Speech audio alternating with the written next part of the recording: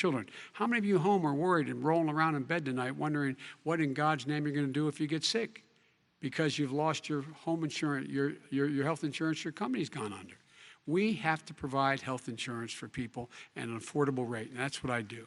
President Trump, Excuse me, he was there response. for 47 years. He didn't do it. He was now there as vice president for 8 years, and it's not like it was 25 years ago. It was 3 3/4. It was just a little while ago, right? Less than 4 years ago.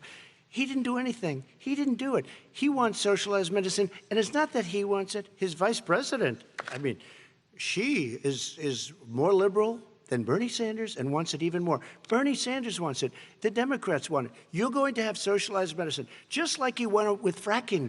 We're not going to have fracking. We're going to stop fracking. We're going to stop fracking. Then he goes to Pennsylvania after he gets a nomination, where he got very lucky to get it. And he goes to Pennsylvania, and he says, oh, we're going to have fracking. And you never asked that question. And by the way, so far, I respect very much the way you're handling this, I have to say. By the way. But somebody should ask the question. You can ask he goes for a year. There will be no fracking. We have a number of topics we're going to get to. That's a big question. We're going to get to.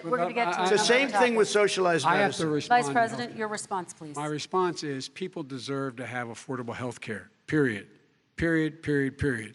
And the Biden care proposal will, in fact, provide for that affordable health care, lower premiums. What we're going to do is going to cost some money.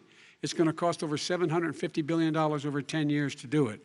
And they're going to have lower premiums. You can buy into the better plans, the cheaper plans, lower your premiums, deal with unexpected billing, and have your drug prices drop significantly. He keeps talking about it. He hasn't done a thing for anybody on health care. Not a thing. Tristan, when Very he quickly, says, then I want to talk when about he what's says happening public on Capitol option, Hill. he's talking about socialized medicine and and health care. When he talks about a public option, he's talking about destroying your Medicare, totally destroyed, and destroying your Social Security. And this whole country will come down. You know, Bernie Sanders tried it in his state. He tried it in his state. His governor was a very liberal governor. They want to make it work. Okay, let's let Vice President Biden respond. It doesn't work. President He's Biden, a very confused guy. He thinks he's running against somebody else. He's running against Joe Biden. I beat all those other people because I disagreed with them. Joe Biden he's running against. And the idea that we're in a situation that they're going to destroy Medicare, this is the guy that the actuary at Medicare said, if in fact, at Social Security, if in fact he continues to withhold his plan to withhold the tax on Social Security will be bankrupt by 2023 with no way to make up for it. This is the guy who's tried to cut Medicare. So I mean, the idea that Donald Trump is lecturing me on Social Security and Medicare? Come on. He tried to get rid of, he tried to hurt Social Security years ago. Years ago. Go back and look at the records. He tried to hurt Social Security years ago. All right, let's move on. I'm going to move on. Mr. President, I have to move on to the next question. They said the stock market will boom if I'm elected. If he's elected, the stock market will crash. Okay, let's move on to the next question very quickly. Look, the idea that the stock market is booming is his only measure of what's happening. Where I come from in Scranton and Claymont, the people don't live off of the stock market. Just in the last three years during this crisis, the billionaires in this country made, according to the Wall Street, $700 billion more dollars. $700 billion more dollars. Because that's his only measure. What happens to the ordinary people out there? What happens to them? Let's talk about what's happening on Capitol Hill. We're going to move on, 401ks are through the roof. We're going to move on. Stock are through the roof. All right. And he doesn't come from Scranton. That's like he lived there for a short period of time before he even knew it. We're going to move on to the next question. And the people of Pennsylvania will show you that. Let me move on to my next question, gentlemen. They understand. As of tonight, more than 12 million people are out of work. And as of tonight, 8 million more Americans have fallen into poverty, and more families are going hungry every day. Those hit hardest are women and people of color. They see Washington fighting over a relief bill. Mr. President, why haven't you been able to get them the help they need? 30 seconds here. Because Nancy Pelosi doesn't want to approve it. I do. But you're the president. I do, but I still have to get. Unfortunately, that's one of the reasons I think we're going to take over the House, because of her. Nancy Pelosi doesn't want to approve anything because she'd love to have some victories on a date called November 3rd. Nancy Pelosi does not want to approve it. We are ready, willing, and able to do something. Don't forget, we've already approved 3 plans, and it's gone through, including the Democrats, in all fairness. This one she doesn't want. It's near the election because she thinks it helps her politically. I think it hurts her politically. All right, Mr. Vice President, the Republican leader in the United States Senate said he can't pass it. He will not be able to pass it. He does not have Republican votes. Why isn't he talking to his Republican friends? let me follow up with you, Vice President we made a Biden, deal, the because Republicans let me will ask pass Vice it. President Biden a question. You are the leader of the Democratic Party. Why have you not pushed the Democrats to get a deal for the American people? Well, I have, and they have pushed it. Look, they passed this act all the way back in the beginning of the summer. This is like it's not new. It's been out there. This HEROES Act has been sitting there. And look at what's happening. When I was in charge of the Recovery Act with $800 billion, I was able to get $145 billion to local communities that have to balance their budgets and states that have to balance their budgets, so they didn't have to fire firefighters, teachers, first responders, law enforcement officers, so they could keep their cities and counties running. He will not support that. They have not done a thing for them. And Mitch McConnell said, let them go bankrupt. Let them go bankrupt. Come on. What's the matter with these guys? The bill that was passed in the House was a bailout of badly run, high-crime, Democrat, all run by Democrats, cities and states. It was a way of getting a lot of money, billions and billions of dollars to these states. It was also a way of getting a lot of money from our people's pockets to people that come into our country illegally. We were going to take care of everything for them. And what that does, and I'd love to do that, I'd love to help them, but what that does, everybody all over the world will start pouring into our country. We can't do it. This was a way of taking care of them. This was a way of spending on things that had nothing to do with COVID, as per your question. But it was really a big bailout for badly run Democrat cities and states. All right, By the way, I want to. if I get elected, I'm running as a proud Democrat, but I'm going to be an American president. I don't see red states and blue states. What I see is American, United States. And folks, every single state out there finds themselves in trouble. They're going to start laying off, whether they're red or blue, cops, firefighters, first responders, teachers, because they have to balance their budget. And the founders were smart. They allowed the federal government to deficit spend to compensate for the United States of America. I want to talk about the minimum wage, gentlemen. Mr. Vice President, we are talking a lot about struggling small businesses and business owners these days.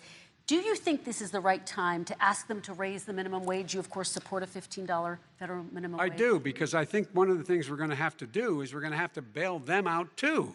We should be bailing them out now, those small businesses. You got 1 in 6 of them going under. They're not going to be able to make it back. They passed a package that allows us to be able to call PPP. Money is supposed to go to help them do everything from organize how they can deal with their businesses being open safely. Schools, how they can make classrooms smaller, how they can hire more teachers, how they can put ventilation systems in. They need the help. The businesses as well as the schools need the help. But these guys will not help them. Is not giving them any of the money. We are going to move on to immigration, one thing very but I quickly, want to get your we have reaction. to help our small businesses by raising the minimum wage. That's not helping. I think it should be a state option. Alabama is different than New York. New York is different from Vermont. Every state is different. It should be a state option. You said very recently. We have to help. It's very important. We have to help our small businesses. How are you helping your small businesses when you're forcing wages? What's going to happen, and what's been proven to happen, is when you do that, these small businesses fire many of their employees. You said very recently you would consider raising the federal minimum wage to $15 an hour. You said recently you would consider raising the federal minimum wage to $15 an hour. Is that still the case? And I would consider it to an extent, but in a what I really like, administration? In a second administration, but not to a level that's going to put all these businesses out of business. It should be a state option. Look, I've lived in different places. I know different places. They're all different. Some places, $15 is not so bad. In other places, other states, $15 would be Okay, President Trump, thank you. Quick response, Vice President Biden. 2 jobs, 1 job, be below poverty.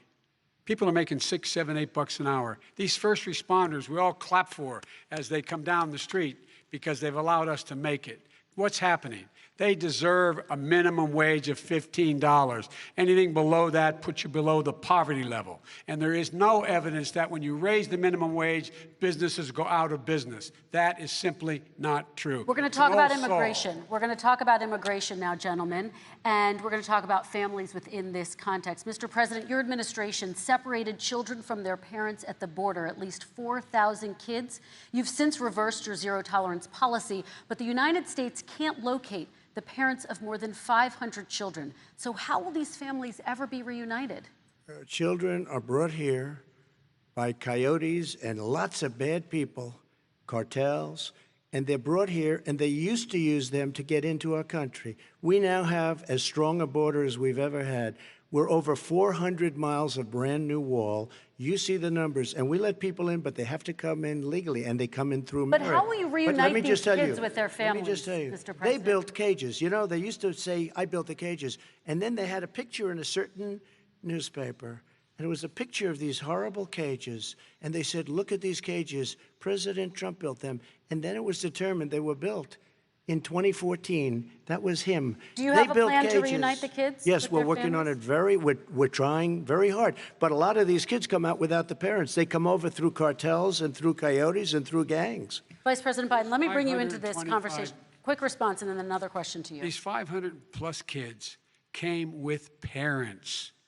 They separated them at the border to make it a disincentive to come to begin with. Real tough. We're really strong. And guess what? They cannot, it's not coyotes didn't bring them over. Their parents were with them. They got separated from their parents. And it makes us a laughing stock and violates every notion of who we are as a nation. Let me ask you a follow-up question. Kristen, they did it. We changed the policy. Your response to that? They did it. We changed. Did not They built the separate cages. They, who built the cages, Joe? Let's talk about what who we're built the talking about. cages, Let's Joe? talk about what we're talking about. What happened? Parents were ripped, their kids were ripped from their arms and separated.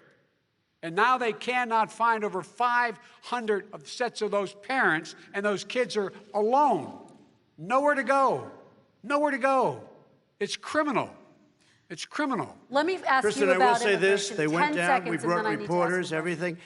They are so well taken care of. They're in facilities that were so clean. But some that of have them gotten haven't been such reunited But with their just ask families. one question.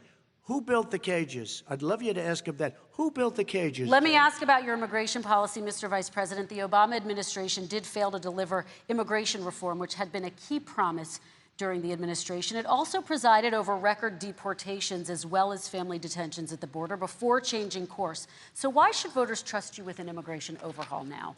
Because we made a mistake. It took too long to get it right. It took too long to get it right.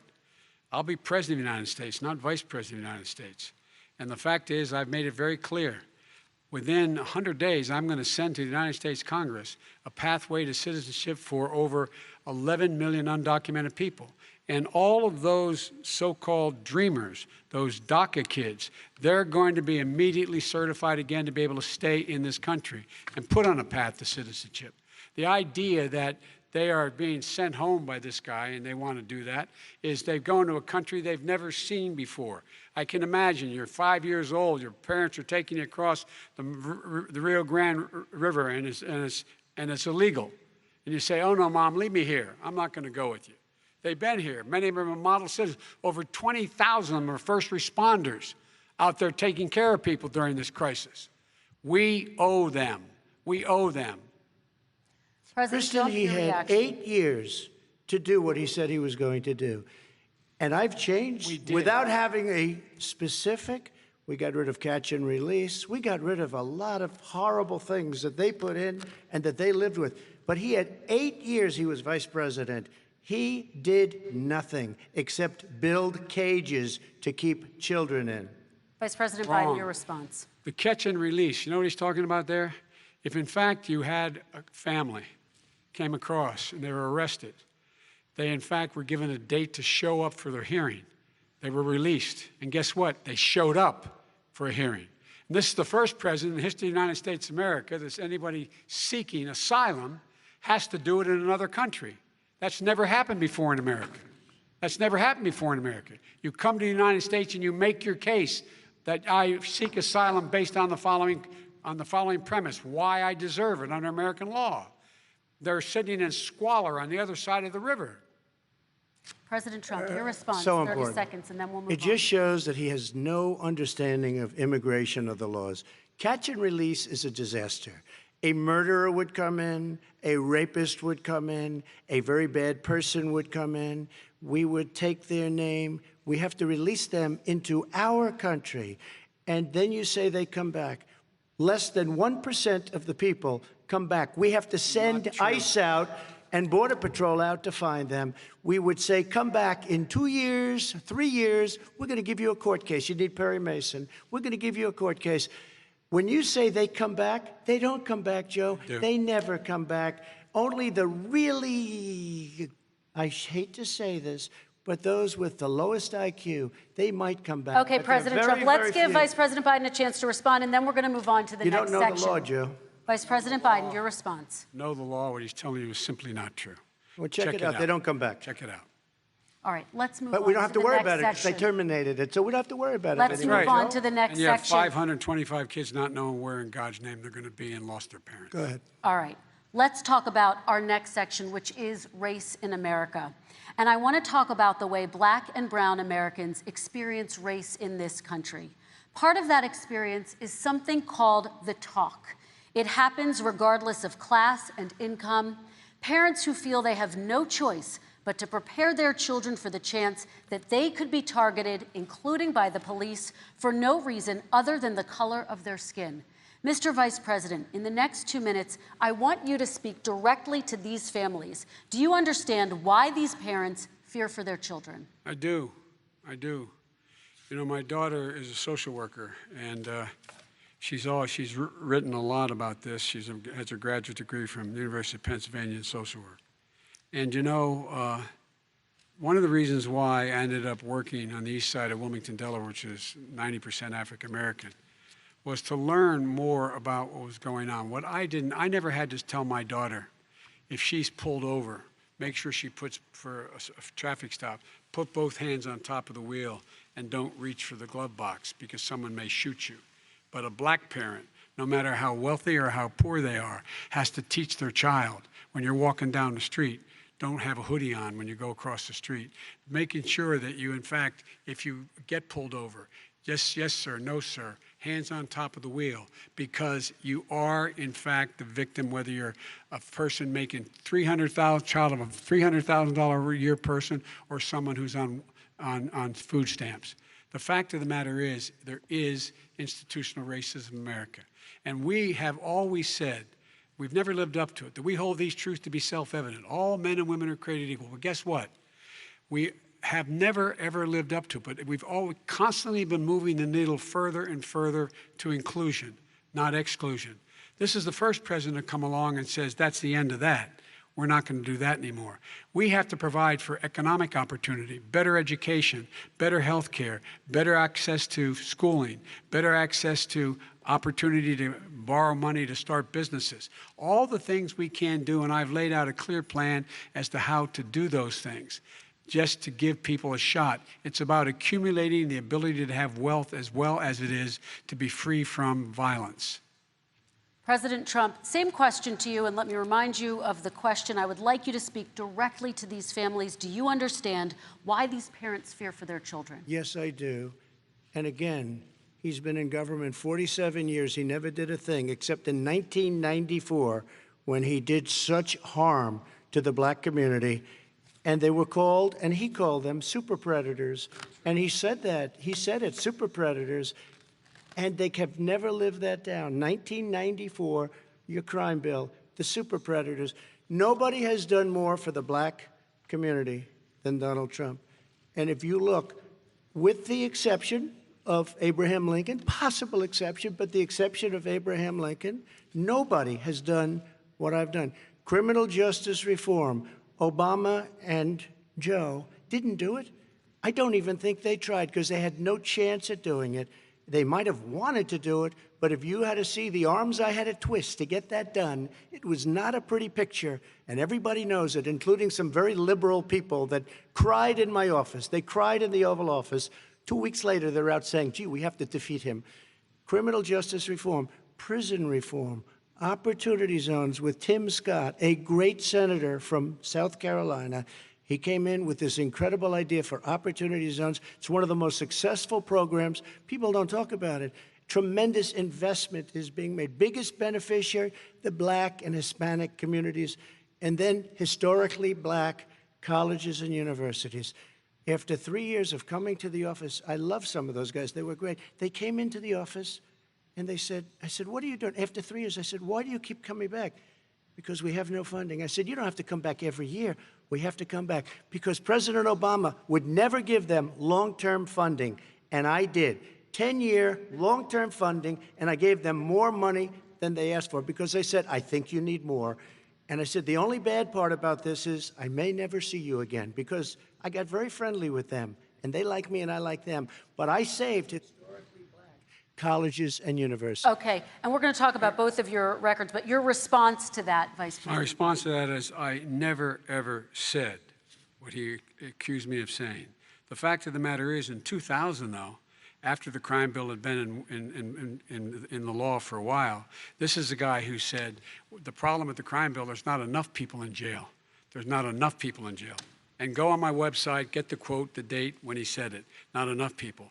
He talked about marauding gangs, young gangs, and the people who are going to maraud our cities. This is a guy who in the Central Park five innocent Black kids, he continued to push for making sure that they got the death penalty. None of them were guilty of the crimes they were suggested.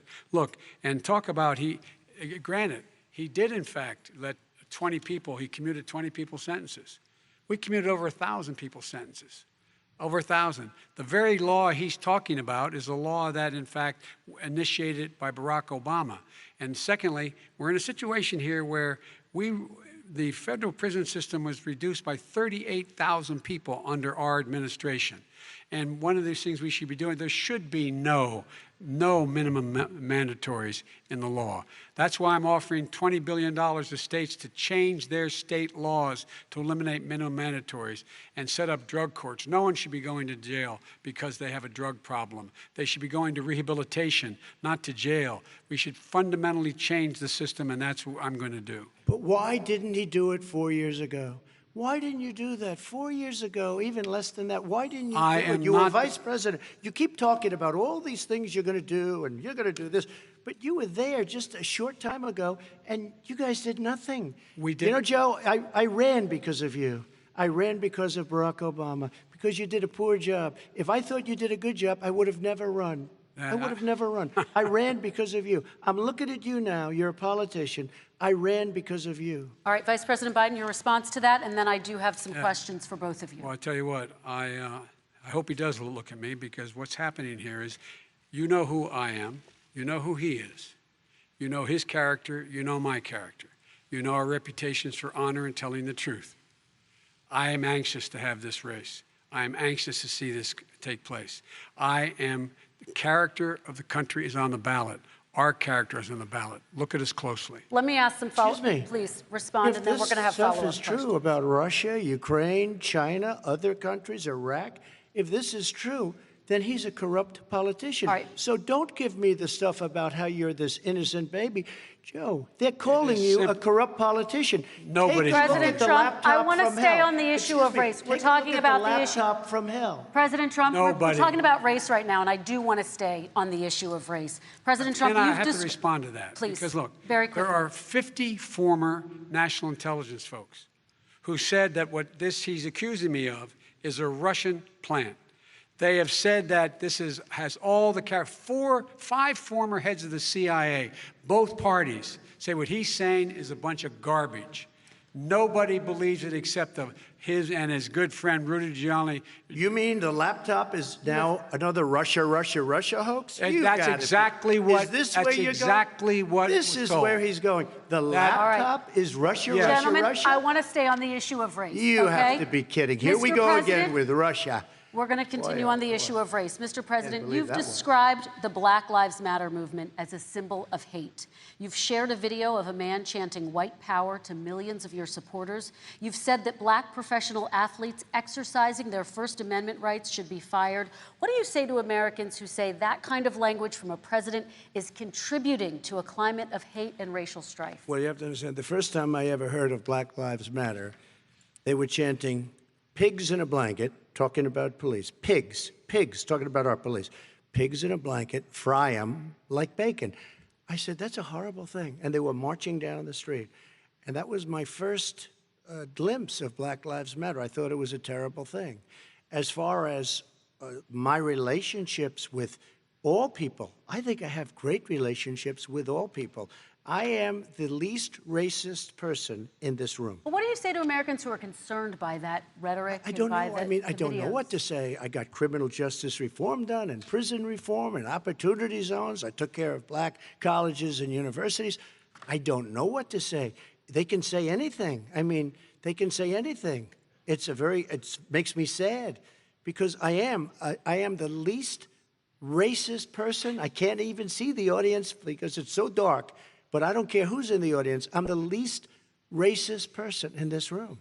Okay. Vice President Biden, let me ask you very quickly, and then I have a follow-up question for you. Abraham Lincoln here is one of the most racist presidents we've had in modern history. He pours fuel on every single racist fire. Every single one. Started off his campaign coming down the escalator saying he's going to get rid of those Mexican rapists. He's banned Muslims because they're Muslims. He has moved around and made everything worse across the board. He says about the poor boys, last time we were on stage here, he said, I told them to stand down and stand ready. Come on. This guy has a dog whistle about as big as a foghorn. President Trump, I'm going to give you 10 seconds to respond, and then I have a follow-up question. He made a reference to Abraham Lincoln. Where did that come in? I mean, You said you're Abraham Lincoln. No, where did that? No. You said, I said not since Abraham Lincoln has anybody done what I've done for the black community. And I'm saying, I didn't say I'm Abraham Lincoln. I said not since Abraham Lincoln has anybody done what I've done for the black community. Now, you have done nothing other than the crime bill, which put oh, God. Tens of thousands of black men, mostly, in jail. All right, let me and you know ask what? They Vice remember it President because Biden if you look a at what's question. happening with the voting right now, Let me ask they Vice remember President that Biden you treated them about very, very badly. Just take a look at what's happening out there. Vice President Biden, let me give you a chance to respond within this context. Crime Okay. bills that you supported in the 80s and 90s contributed to the incarceration of tens of thousands of young black men who had small amounts of drugs in their possession. They are sons, they are brothers, they're fathers, they're uncles, whose families are still to this day, some of them suffering the consequences. So speak to those families. Why should they vote for you? One of the things is that in the 80s, we passed 100%, all 100 senators voted for it, a bill on drugs and how to deal with drugs. It was a mistake. I've been trying to change it since then, particularly the portion on cocaine. That's why I've been arguing that, in fact, we should not send anyone to jail for a pure drug offense. They should be going into treatment across the board. That's what we should be spending money. That's why I set up drug courts, which were never funded by our Republican friends. They should not be going to jail for a drug or an alcohol problem. They should be going into treatment. That's what we've been trying to do. That's what I'm going to get done because I think maybe the American people have now seen that, in fact, it was a mistake to pass those laws relating to drug. But they were not in the crime bill. But why didn't he get it done? See, it's all talk, no action with these politicians. Why didn't he get it done? That's what I'm going to do when I become president. You were vice president along with Obama as your president, your leader, for 8 years. Why didn't you get it done? You had 8 years to get it done. Now you're saying you're going to get it done because you're all talk and no action, Jim. We got Your a lot of response. it done. We released didn't get 38,000. anything We got done. 38,000 prisoners left from the. You got nothing done. 38,000 prisoners were released from federal prison. There were over 1,000 people who were given clemency. In fact, we're the ones that put in the legislation saying we could look at pattern and practice of police departments and what they were doing, how they were conducting themselves. I could go on, but we began the process. We began the process. We lost an election. That's why I'm running to win back that election and change his terrible policy. Quick response, and then we're going to move on to climate change. Why didn't you do it in the 8 years, a short time ago? Why didn't you do it? You just said, I'm going to do that, I'm going to do this. You put tens of thousands of mostly black young men in prison. Now you're saying you're going to undo that. Why didn't you get it done? You had 8 years with Obama. You know why, Joe? Because you're all talk and no action. All right, Vice President Biden, and then we're going to move on to the next section. We had a Republican Congress.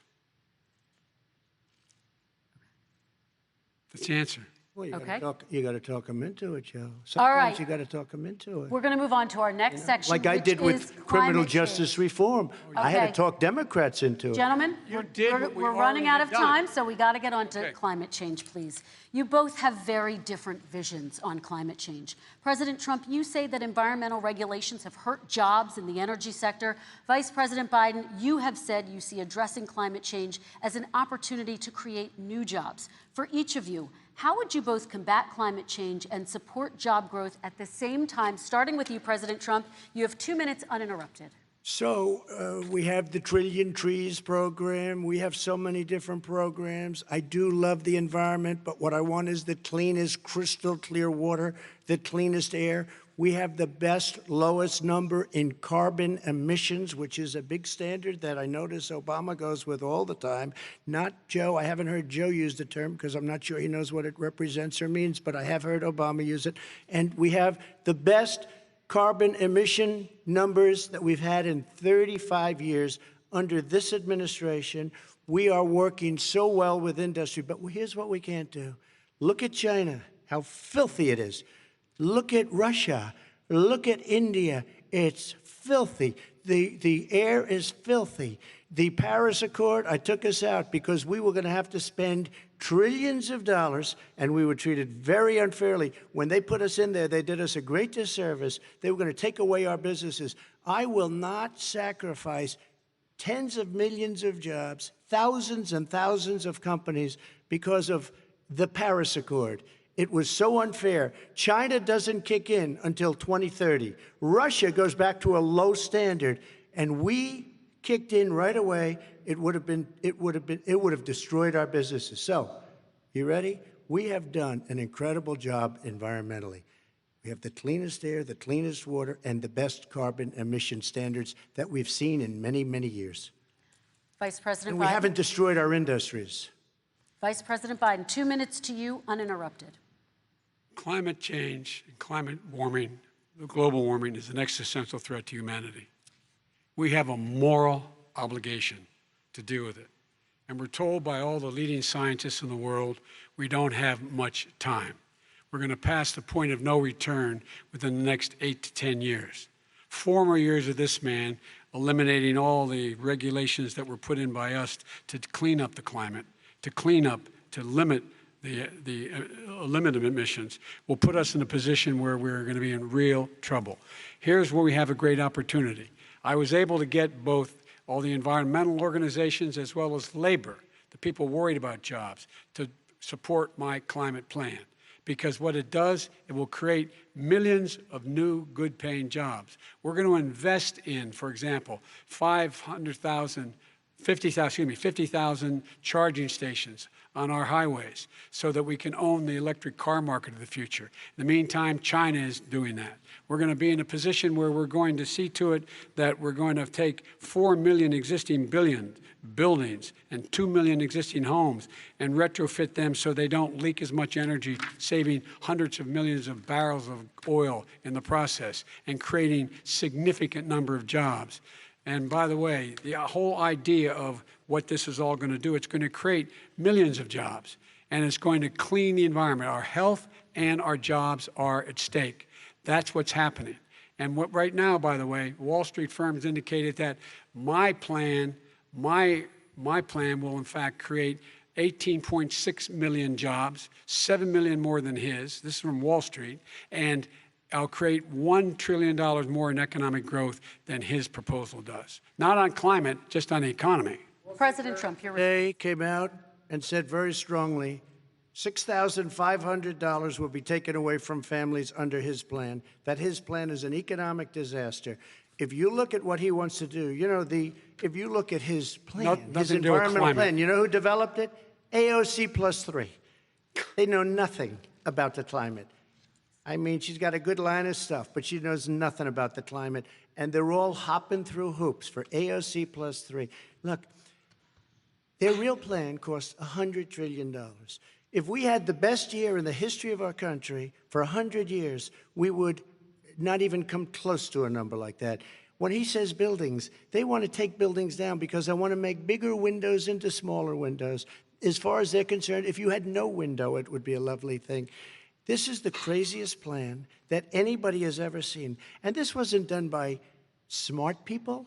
This wasn't done by anybody. Frankly, I don't even know how it can be good politically. Right. They want to spend $100 trillion. That's their real number. He's trying to say it was 6. It's $100 trillion. They want to knock down buildings and build new buildings with little, tiny, small windows.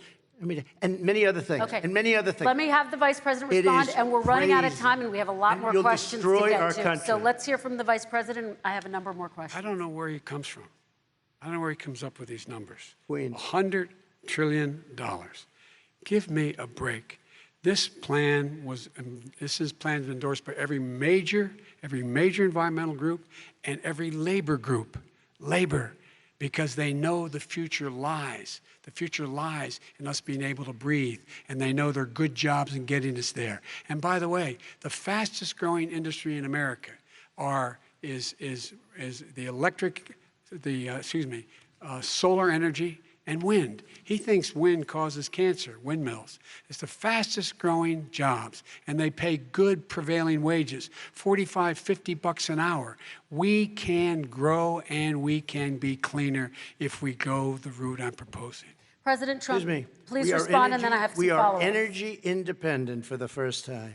We don't need all of these countries that we had to fight war over because we needed their energy. We are energy independent. I know more about wind than you do. It's extremely expensive, kills all the birds, it's very intermittent, it's got a lot of problems, and they happen to make the windmills in both Germany and China. And the fumes coming up, if you're a believer in carbon emission, the fumes coming up to make these massive windmills is more than anything that we're talking about with natural gas, which is very clean. One other thing. Find me a scientist said that. I love solar, but solar doesn't quite have it yet. It's not powerful yet to really run our big, beautiful factories that we need to compete with the world. So false. It's all a pipe dream. But you know what we'll do? We're going to have the greatest economy in the world. But if you want to kill the economy, get rid of your oil industry. You want, and what about fracking? All right, let me allow Vice President Biden to respond. I never said I oppose fracking. You said it on tape. I did. Show the tape. Put it on your website. I'll put it on. Put it on the website. The fact of the matter is he's flat lying. Would you rule out banning fracking? I do rule out banning fracking because the answer, we need other industries to transition to get to ultimately a complete zero emissions by 2025. What I will do with fracking over time is make sure that we can capture the emissions from the fracking, capture the emissions from gas. We can do that, and we can do that by investing money in doing it, but it's a transition to that. I have one more question in this pod, and then we have... He was against fracking. He said it. I will show that to you tomorrow. I am against fracking. Until he got the nomination, went to Pennsylvania, then he said, but you know what, Pennsylvania? He'll be against it very soon because his party is totally against it. Fracking on federal land, I said. No fracking and/or oil on federal land. Let me ask this final question in this section, and then I want to move on to our final section. President Trump, people of color are much more likely to live near oil refineries and chemical plants. In Texas, there are families who worry the plants near them are making them sick.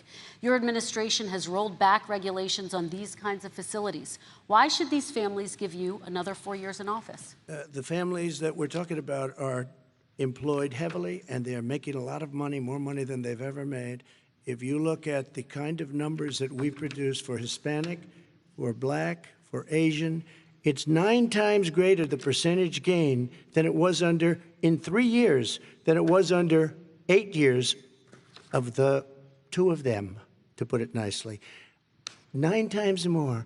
Now, somebody lives, I have not heard the numbers or the statistics that you're saying, but they're making a tremendous amount of money economically. We saved it, and I saved it again a number of months ago when oil was crashing because of the pandemic. Okay. We saved it. We got, say what you want about relationship, we got Saudi Arabia, Mexico, and Russia to cut back, way back. We saved our oil industry, and now it's very vibrant again. All right. And everybody has very inexpensive gasoline. Remember Vice President Biden, your response, and then we're going to have a final question for both of you. My response is that those people live on what they call fence lines. He doesn't understand this. They live near chemical plants that, in fact, pollute, chemical plants and oil plants and refineries that pollute. I used to live near that when I was growing up in Claymont, Delaware. And all the more oil refineries in Marcus Hook and the Delaware River than there is any place, including in Houston at the time. When my mom get in the car and when there was first frost to drive me to school, turning the windshield wiper, there'd be oil slick in the window. That's why so many people in my state were dying and getting cancer. The fact is, those frontline communities, it doesn't matter what you're paying them, it matters how you keep them safe. What do? And you impose restrictions on the pollutants the pollutants coming out of those fence line communities. Okay, I have one final question. Would he close down the oil industry? It falls. Would you close down the falls- oil By industry? the way, I would transition from the oil industry, yes. Oh, I will that's transition. a big statement. It is a big statement. That's a big because statement. I would stop Why would you do that? because the oil industry pollutes significantly. I see. And here's the deal. But That's you a can't big do statement. that. Well, if you let me finish the statement, because it has to be replaced by renewable energy over time. And I'd stop giving to the oil industry, I'd stop giving them federal subsidies.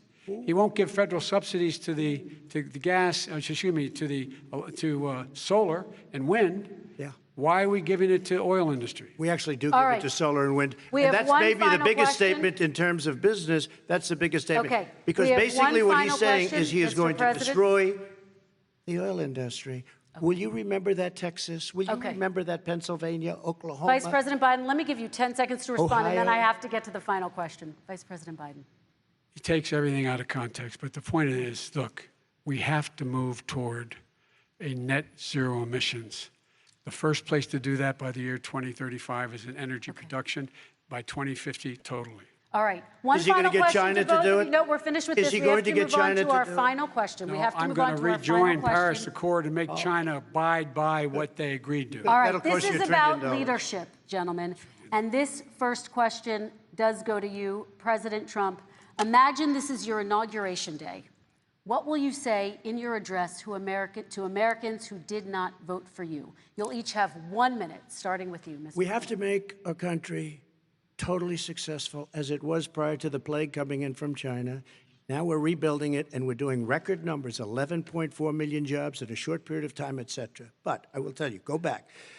Before the plague came in, just before, I was getting calls from people that were not normally people that would call me. They wanted to get together. We had the best black unemployment numbers in the history of our country. Hispanic, women, Asian, people with diplomas, with no diplomas, MIT graduates, #1 in the class. Everybody had the best numbers. And you know what? The other side wanted to get together. They wanted to unify. Success is going to bring us together. We are on the road to success. But I'm cutting taxes, and he wants to raise everybody's taxes, and he wants to put new regulations on everything. He will kill it. If he gets in, you will have a depression, the likes of which you've never seen. Your 401ks will go to hell, and it'll be a very, very sad day for this country. All right. Vice President Biden, same question to you. What will you say during your inaugural address to Americans who did not vote for you? I will say, I'm an American president. I represent all of you, whether you voted for me or against me. And I'm going to make sure that you're represented. I'm going to give you hope. We're going to move. We're going to choose science over fiction. We're going to choose hope over fear. We're going to choose to move forward because we have enormous opportunities to make things better. We can grow this economy. We can deal with the systemic racism. And at the same time, we can make sure that our economy is being run and moved and motivated by clean energy, creating millions of new jobs. And that's the fact. That's what we're going to do. And I'm going to say, as I said at the beginning, what is on the ballot here is the character of this country: decency, honor, respect, treating people with dignity, making sure that everyone has an even chance. And I'm going to make sure you get that. You haven't been getting it the last 4 years.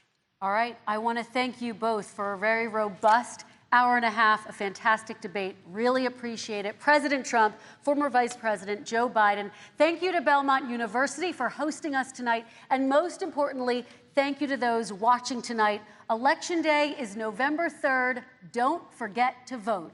Thank you, everyone, and have a great night. Thank you.